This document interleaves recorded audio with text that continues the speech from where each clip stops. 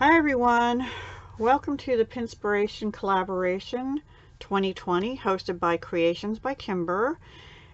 We post on the last Saturday of every month, and the list of participants and all their links will be down below, so be sure to check them out after you stay and watch me. And yeah, we'd really appreciate it. So every month we pick a pin off of Pinterest, and honestly my pins are either nature, mostly nature, jewelry, or card ideas. So I wanted to do a card, but I didn't want to go to card ideas to get the inspiration. Okay, so what I did is I found a pin I had of a dahlia. And this is, somebody took a picture back in 2009, and I guess it got posted on Pinterest, but I love the color of this dahlia. I love, my printer is bad, so forgive the stripes, but it's like yellow and pink striped kind of thing. And I thought, okay, how, and the pin will, the link to the pin will be down below in the description as well. So I thought, how can I create this? Because I can't draw, and do I have dahlia stamps? I probably do, but what I decided to use was, because it's retiring and I want to use it, is this, which looks to me like a dahlia. The leaves are similar, right? The thing is, it is a single layer stamp. So I thought, okay, how am I going to end? It's a single layer stamp, and where all this black is, it fills in whatever that color is. So I thought, what am I going to do? So I remembered I had yellow vellum.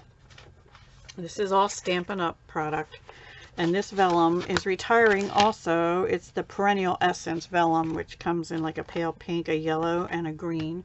So I used the yellow. And what I did is I heat embossed it with clear Stampin' Emboss powder, number 109, 130.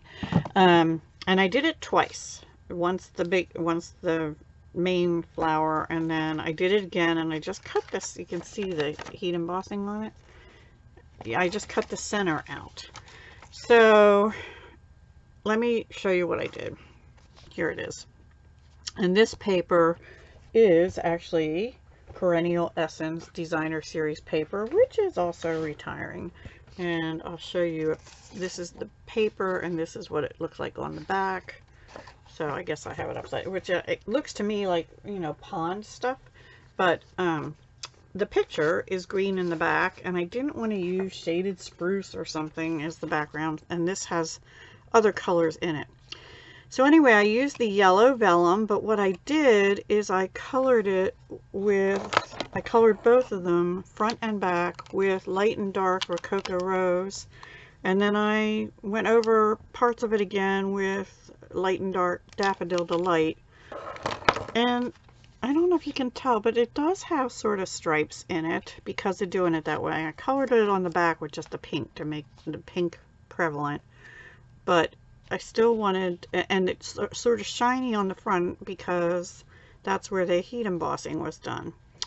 And then this one I cut kind of to the core, and although this doesn't have a yellow center, these fuzzy Perennial Essence floral centers are retiring also, and I have a whole bunch of them because I had bought 2 of them, and I just started on that one.